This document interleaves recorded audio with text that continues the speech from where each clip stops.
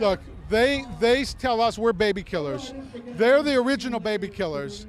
We go back 100 years, they've been killing our women and children in terrorist attacks in Israel pre-state.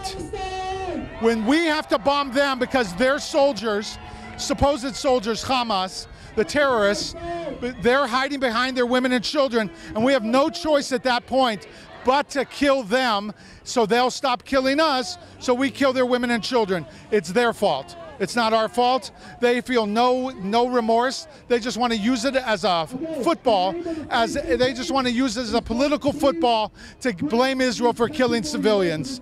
And so it's a win-win for them. They get to hide and pretend and protect they get to protect their miserable lives because they're such cowards to face us. And we get to have bad press in the world. We get to have bad press in the world that we're killing their babies. It's just too bad. We have to stop caring about world opinion, and we have to do what God says for us to do. And that's to clear every Arab out. If they'll leave, fine. If they will not leave, they're dead. And we have to take the abuse of the world, whatever it takes. They could sanction us, they can march on us. God will protect us. We have to have faith and trust in God. We have to do the Torah properly. These are mitzvahs in the Torah to clear out the land from anybody who was there before we got home, whether it was the Canaanim back in the time of Joshua, or it's these rabble in the time of the pre-state and the state of Israel coming back online. There is no permission to make peace with these people. Even to make them slaves, there's no permission, because they've warred with us. They have to go. Either they leave or they're dead.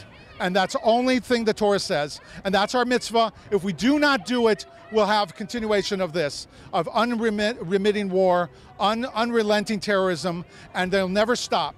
The other thing we have to do is bomb Mecca out of existence and end Islam. Because until we do that, they can come and march with 1 billion people, lose 1 billion people in fighting, and they still think they're winning for Allah.